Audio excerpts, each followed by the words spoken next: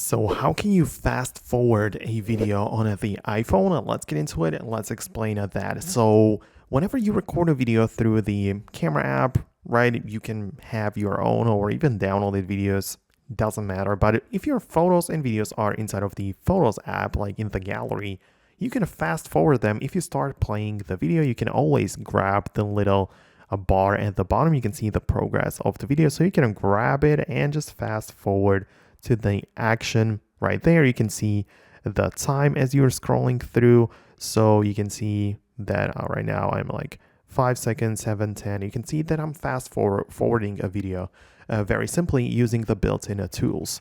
So if this is enough, obviously play your videos through the gallery and you're going to be fine. But if you need more controls, I recommend you to get a dedicated video player. For example, VLC is a great one. You can download it for free from the App Store. And inside of there, once you import your videos here, you can have additional controls here.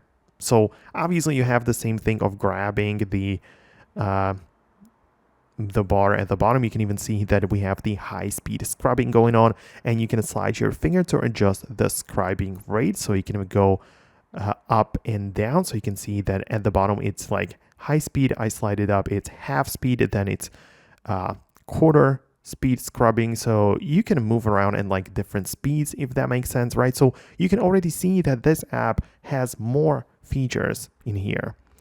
But also you can click on the three dots for more options and adjust the playback speed and the subtitles, the audio delay, and some very like in-depth features which you don't have as part of the built-in Photos app. So you can see a bunch of different stuff, even equalizer and like sleep timer. So the whole point is that if you need more controls over your videos, I'd recommend you to get the VLC player, right? It's free again, and you can just import your videos by placing them inside of your Files app, where you will be able to find the VLC folder. It should be easily found